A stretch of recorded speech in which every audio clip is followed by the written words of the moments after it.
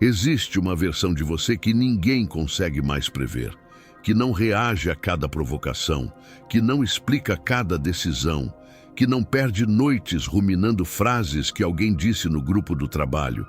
Essa versão não é mais legal, não é mais suave, é mais difícil de manipular, mais difícil de provocar, mais difícil de arrastar para baixo. E a distância entre quem você é hoje e essa versão não é genética, não é sorte, não é uma mudança radical de personalidade. É um método, simples, duro e direto. Estude, treine, cale-se. Hoje você vai receber um plano completo de 30 dias com protocolo para as próximas 24 horas, 7 dias e 30 dias. Se você fizer de verdade, você sai diferente do outro lado. Não por estética, por postura. Porque você está sendo controlado sem perceber. Em 174 a.C., o filósofo estoico Panécio de Rhodes foi convidado para integrar o círculo de Cipião Emiliano, o general romano mais poderoso de sua geração. Seus colegas achavam que Panécio havia aceito por prestígio, por segurança, pelo acesso ao poder. Panécio tinha outro motivo. Ele queria estudar como o poder funciona de perto, como as pessoas se comportam sob pressão, como as emoções, não os argumentos, determinam a maioria das decisões que movem impérios.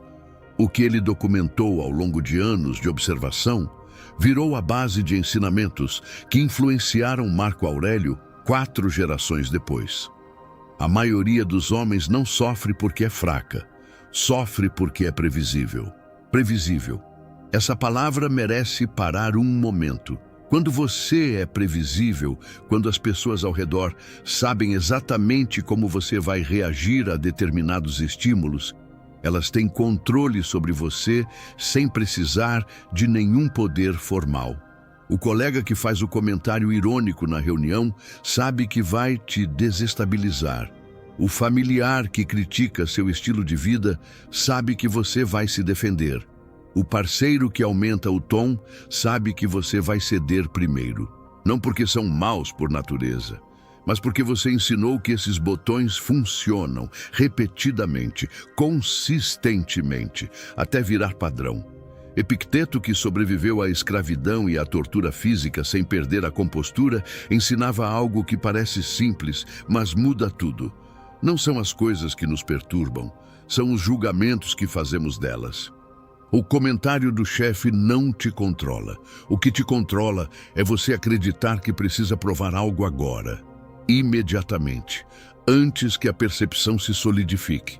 E Sêneca adicionava a camada que a maioria ignora. Você sofre muito mais na imaginação do que na realidade. 80% do seu desgaste é roteiro mental. É a conversa que você repete sozinho às 2 da manhã. É a resposta que você elabora para alguém que já está dormindo. É a cena que você reconstrói mentalmente 50 vezes, sem que mude nada. O plano que você vai aprender hoje ataca exatamente isso. Em 3 frentes. Em sequência. Com método. Antes de continuar, preciso te pedir 2 coisas e vou ser completamente direto sobre o porquê. O que você está prestes a aprender não é motivação. É um método, e métodos exigem comprometimento, não apenas assistir. Se você está aqui porque está cansado de ser controlado por reações que você mesmo não escolheu, se você reconheceu alguma coisa na introdução que doeu porque era verdade, então haja de acordo com isso. Dá o like agora, não como gesto automático, como o primeiro ato de uma pessoa que age em vez de apenas consome. E se inscreve no canal, ativa o sino, porque o que você vai encontrar aqui toda semana não é conteúdo para te fazer sentir bem por 5 minutos. É conteúdo que muda como você pensa, como você age e ao longo do tempo, quem você se torna. Feito isso, vamos ao método. Estude, porque quem não entende o jogo vira peça. O problema real. Há um episódio histórico sobre Zenão de Cítio, o fundador do estoicismo que seus alunos repetiam com admiração. Zenão tinha um escravo que havia cometido um erro grave. Quando foi confrontado, o escravo tentou se defender. mas era meu destino cometer esse erro. Zenão olhou para ele e respondeu calmamente: e também era teu destino receber a punição. O ponto não era crueldade, era clareza. Zenão entendia que reconhecer padrões nos outros e em si mesmo é o fundamento de qualquer autodomínio real. Você entra numa reunião e sente um clima estranho, uma frase atravessada, uma ironia velada, e você pensa: essa pessoa está de mau humor. Talvez, mas às vezes é teste. Às vezes é provocação estratégica. Às vezes é uma disputa de status que você nem percebeu que estava acontecendo. E se você não consegue distinguir, você reage como se fosse sempre pessoal, sempre urgente, sempre demandando uma resposta imediata. Estudar, no contexto deste plano, não é faculdade. É desenvolver a capacidade de ler o que está realmente acontecendo, em vez de apenas sentir o impacto emocional do que está na superfície. O que estudar de verdade? Primeiro, como a manipulação funciona na prática. Existem 3 ferramentas que pessoas manipuladoras usam consistentemente e que funcionam apenas quando você não as reconhece. Culpa artificial criar a sensação de que você deve algo que nunca prometeu. Depois de tudo que fiz por você, a culpa artificial funciona porque ativa um mecanismo de dívida social que está profundamente enraizado. Quando você aprende a reconhecê-la, ela perde o poder imediatamente. Urgência fabricada criar pressão de tempo para impedir que você pense com clareza. Preciso de uma resposta agora. A urgência fabricada funciona porque o cérebro, sob pressão de tempo, toma atalhos. E atalhos geralmente beneficiam quem criou a urgência. Quando você aprende a identificá-la, a resposta correta quase sempre é: vou pensar e te dou um retorno. Vergonha pública. Confrontar em situações onde a audiência cria pressão adicional. A vergonha pública funciona porque o custo social de parecer errado ou fraco na frente de outros é mais imediato do que qualquer argumento. Quando você aprende a reconhecê-la, a resposta correta é remover o público da equação. Vamos conversar sobre isso depois, só nós dois. Segundo, como conflitos escalam e como impedir conflitos raramente explodem de uma vez. Eles escalam em etapas previsíveis, e cada etapa tem um ponto de intervenção onde um movimento simples pode desescalar completamente. Etapa 1. Provocação inicial, geralmente velada, indireta, negável. Estou apenas sendo honesto. Etapa 2. Reação defensiva. Você se justifica, o que confirma que o botão funcionou. Etapa 3. Escalada de tom. O conflito sai do conteúdo e vai para o estilo. Etapa 4. Público ou audiência aumenta o custo social de recuar. Etapa 5. Perda de controle emocional. Ponto sem retorno fácil. Quando você entende essa sequência, você percebe que quase todo conflito pode ser interrompido na etapa 2. Antes de se defender, antes de explicar, antes de entrar no jogo. Terceiro, seus próprios gatilhos específicos. Este é o estudo mais importante e o mais ignorado. Marco Aurélio escrevia no seu diário repetidamente não sobre os erros dos outros, mas sobre suas próprias reações, o que o tirava do eixo, porque determinadas situações ativavam respostas que ele depois lamentava. Ele sabia que um general que não conhece o terreno não pode planejar uma batalha. E que uma pessoa que não conhece seus próprios gatilhos não pode controlar suas próprias reações. O que te tira do sério mais facilmente? Desrespeito ao seu trabalho? Ser comparado a outros? Ser ignorado? Crítica na frente de outras pessoas? Sensação de injustiça? Cada um tem seus gatilhos específicos e enquanto você não os conhece com precisão, eles te controlam. A prática. Mapa de reatividade. Durante os próximos 7 dias, faça o seguinte. Toda vez que você sentir vontade de reagir a qualquer situação, anote numa linha simples. O que aconteceu? o que você sentiu, o que você quis fazer. Não precisa ser longo, uma linha por episódio. Chefe fez comentário na reunião. Senti vergonha e raiva. Quis interromper e me defender. Mensagem seca da pessoa. Senti ansiedade. Quis explicar o que fiz. Familiar criticou minha escolha. Senti injustiça. Quis justificar por 20 minutos. Depois de 7 dias, você vai ter um mapa. E esse mapa vai revelar padrões que você provavelmente nunca tinha visto com tanta clareza. O que aparece com mais frequência é seu gatilho dominante. E gatilho dominante é onde você começa a trabalhar. Princípio central. O que te irrita rápido, te domina facilmente. Treine, porque autocontrole não é personalidade, é repetição. O problema real: existe um experimento famoso em psicologia comportamental que ficou conhecido como o paradoxo da exaustão de decisão. Juízes israelenses foram estudados ao longo de um dia de trabalho. No início da manhã, a taxa de decisões favoráveis ao réu era de cerca de 65%. No final da tarde, antes de um intervalo, essa taxa havia caído para quase zero. Após o intervalo com comida e descanso, a taxa voltava para 65%. O que mudava? Não os casos, não a justiça, a energia disponível para resistir ao caminho mais fácil, que era negar.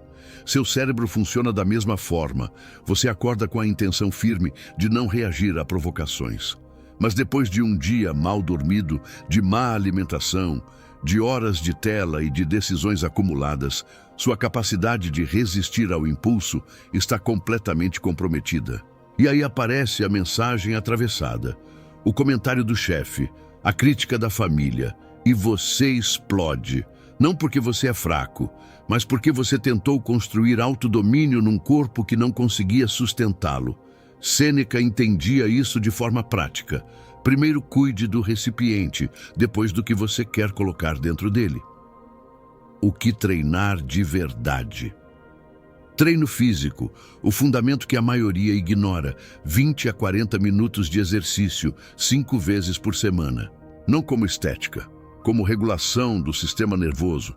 Exercício consistente reduz o cortisol basal, o hormônio do estresse que mantém seu sistema de alarme em estado de alerta crônico. Quando o cortisol basal cai, o limiar para a reatividade sobe. Coisas que antes te tiravam do eixo começam a passar sem deixar marca. Isso não é motivação, é fisiologia. Adicione banho com água mais fria no final do banho, não como punição, mas como treinamento de tolerância ao desconforto imediato. A capacidade de entrar numa situação desconfortável e não fugir imediatamente é exatamente o músculo que você precisa quando a provocação chega. E caminhadas sem celular, pelo menos 3 vezes por semana, não por misticismo. Para recuperar o que o uso excessivo de tela destrói. A capacidade de sustentar a atenção por mais de alguns minutos sem buscar estimulação imediata. Atenção dispersa é atenção controlável por qualquer distração. Treino mental, o intervalo entre estímulo e resposta. Viktor Frankl, o psiquiatra que sobreviveu a campos de concentração nazistas, escreveu algo que sintetiza tudo. Entre o estímulo e a resposta há um espaço. Nesse espaço reside nossa liberdade e nossa capacidade de crescimento. Esse espaço existe em você, mas está atrofiado de tanto não ser usado. Treinar o intervalo entre estímulo e resposta começa com uma prática simples que Sêneca recomendava explicitamente. Adia a reação. Você recebe uma crítica que arde. Em vez de responder, você respira e diz: entendi, vou pensar. Não é passividade, é a escolha ativa de não responder do lugar errado. A raiva tem tempo de validade. Se você não a alimenta com justificações internas e respostas impulsivas, ela diminui naturalmente. O que parecia urgente às 14 horas parece completamente diferente às 18 horas. E diferente de novo na manhã seguinte. A regra prática: Mensagens importantes ficam pelo menos 30 minutos antes de responder. Situações de conflito real ficam pelo menos 24 horas. Não para fazer joguinho, para não falar do lugar errado. Princípio central: calma não é ausência de sentimento, é posição de poder. Cale-se, porque explicação demais é mendigar respeito, o problema real. Em 63 a.C., quando Cícero descobriu a conspiração de Catilina e precisou convencer o Senado romano a tomar medidas extraordinárias, ele enfrentou um dilema que revela algo fundamental sobre comunicação estratégica. Ele poderia fazer um discurso longo, detalhado, cheio de provas e justificativas para cada decisão. Ou poderia fazer algo muito mais poderoso. Ele fez um discurso curto, devastadoramente preciso. E depois, silêncio. Deixou que o peso do que havia dito trabalhasse. O Senado votou a favor. Depois, quando um colega perguntou por que não havia elaborado mais, Cícero respondeu: quem precisa explicar demais está pedindo permissão. Eu não estava pedindo permissão. Aqui está o mecanismo que a maioria não percebe. Quando você explica demais, quando você sente a necessidade de justificar cada decisão, de clarificar cada intenção, de garantir que a outra pessoa entendeu corretamente, você está comunicando uma coisa muito específica. A sua aprovação importa mais do que a minha certeza. E as pessoas, consciente ou inconscientemente, captam esse sinal e ajustam o tratamento de acordo. Não é crueldade, é dinâmica social básica. Respeitamos quem sustenta posições sem precisar de validação. Respeitamos menos quem precisa que concordemos para se sentir seguro. Os 3 tipos de silêncio que mudam tudo. Silêncio 1. O silêncio da provocação. Alguém joga uma isca emocional. Um comentário sobre sua sensibilidade.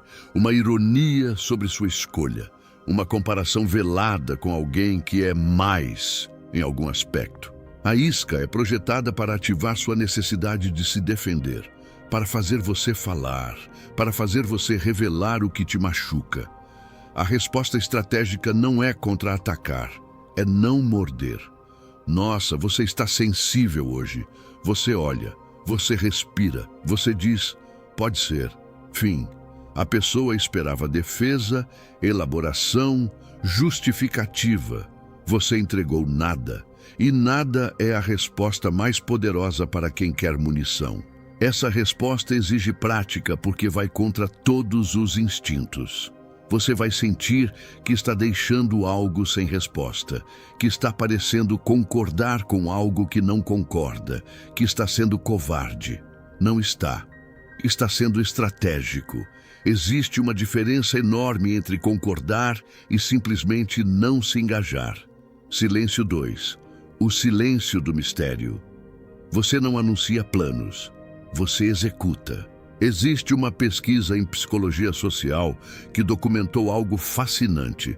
Quando as pessoas verbalizam seus objetivos para outros, o cérebro recebe parte da satisfação de ter realizado o objetivo, sem ter feito nada. O resultado é que a motivação para realmente executar diminui. Mas além da neurociência, existe a dinâmica social. Quando você conta para todo mundo que vai mudar, que vai começar a academia, que vai mudar de emprego, que vai estudar para a prova, você cria expectativas. E expectativas criam pressão. E pressão em excesso, antes de você ter construído o hábito, destrói o comportamento nascente. As pessoas que genuinamente se transformam raramente anunciam. Elas aparecem diferentes e deixam que os resultados falem. Você não precisa contar que está mudando. As pessoas vão sentir quando você estiver. Silêncio 3. O silêncio do limite. Você não discute o limite. Você aplica. Existe uma diferença fundamental entre declarar um limite e aplicar um limite. Declarar. Não gosto quando você faz isso. Já te pedi várias vezes para parar. Se você continuar, eu vou. Aplicar. Quando o comportamento acontece, você age. Sem discurso, sem elaboração, sem negociação. Nesse tom, eu não continuo essa conversa. E você encerra. Não como punição dramática, não como performance, mas porque você estabeleceu um padrão para si mesmo e está sendo consistente com ele. A consistência, ao longo do tempo, é o que constrói o respeito real. Não a intensidade de uma reação única, mas a previsibilidade tranquila de alguém que faz o que diz e diz o que faz. Princípio central. Quando você para de se explicar, você começa a ser respeitado. As 8 atitudes que tornam você irreconhecível. Atitude 1. Pare de responder na hora. Resposta rápida em situações emocionais não é eficiência. É o ego buscando alívio imediato. Quando você responde no impulso, você responde com emoção.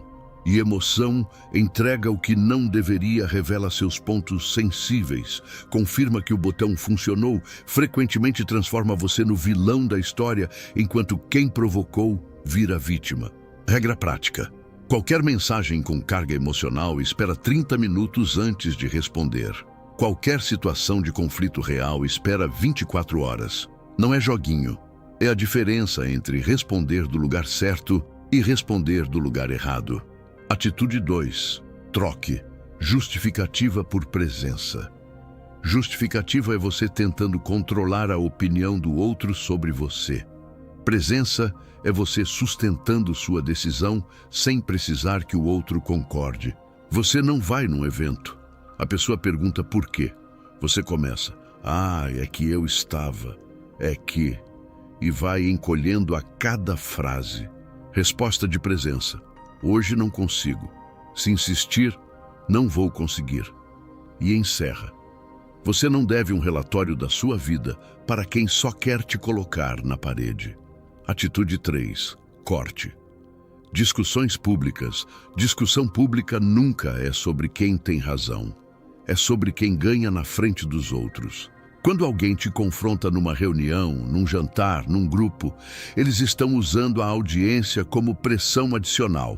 Se você entra no ringue, você perde independentemente do resultado. Se você ganha, vira arrogante. Se você perde, vira fraco. Resposta estratégica. Vamos conversar sobre isso depois. Dito com calma, dito com firmeza, repetido se necessário. Você remove o público, você remove o palco e o conflito perde metade da força imediatamente. Atitude 4. Seja econômico com elogios e explicações. Elogio constante perde valor. Quando você elogia todo mundo o tempo todo, o elogio vira ruído de fundo. Quando você para de elogiar as pessoas, sentem a ausência e te responsabilizam por isso. Elogie quando for genuíno e quando servir a um propósito real, não como moeda social automática. E explicação demais é uma forma de confissão. Quanto mais você explica, mais você revela sobre o que te preocupa, o que te inseguriza, o que você acha que o outro vai julgar. Você não é o apresentador da sua vida. Você é o dono dela. Atitude 5. Treine, não reagir sob pressão. Este é o centro de todo o método. O mundo vai te testar consistentemente. A provocação vai vir do trânsito, do chefe, da família, do parceiro. E seu objetivo não é ser insensível a essas provocações. É não perder o eixo quando elas chegam. Alguém te interrompe e fala por cima. Você sente o sangue subir. Prática. Pausa de 2 segundos. Olhar firme. Continue falando no mesmo tom, sem competir no grito, sem alterar o ritmo. Isso comunica algo que nenhuma palavra consegue. Eu não ajusto meu ritmo para o teu caos. Você não precisa vencer no volume. Você precisa vencer o impulso. Atitude 6. Afaste-se do que te suga sem explicar demais. Existem vínculos que te nutrem e vínculos que funcionam como correntes. E às vezes, as correntes têm o rosto de pessoas que você ama. Família não é passe livre para desrespeito. Amizade antiga não justifica padrões tóxicos que persistem há anos. Lealdade não exige que você se destrua para mantê-la. Prática. Diminua gradualmente a presença. Responda menos. Compartilhe menos. Observe o que acontece. Quem genuinamente se importa com você vai se adaptar. Quem só gostava do controle vai se incomodar com a mudança e essa reação vai te mostrar o que você precisava saber. E aqui está algo que vale guardar. Raiva ainda é vínculo. Se você passa o dia com ódio de alguém, essa pessoa ainda ocupa espaço que deveria ser seu. Atitude 7. Faça o básico. Bem feito. Todo dia. A transformação que deixa as pessoas irreconhecíveis raramente nasce de um grande gesto dramático. Ela nasce do básico repetido com consistência ao longo do tempo. Dormir suficiente, comer com algum critério, treinar o corpo, ler algo que fortaleça a mente, trabalhar com foco por blocos de tempo reais. Você promete mudança radical, faz 2 dias com intensidade máxima e depois some por 3 semanas, e o ciclo recomeça. Meta ridiculamente simples, mas não negociável. 20 minutos de leitura por dia, 30 minutos de treino físico por dia, 10 minutos de planejamento por dia. Consistência constrói respeito próprio. E quem tem respeito próprio genuíno não mendiga respeito alheio. Atitude 8. Pare de anunciar. Comece a aparecer. O mundo não precisa saber que você está mudando. O mundo vai sentir quando você estiver. Ele sente quando você não reage ao que antes te desestruturava.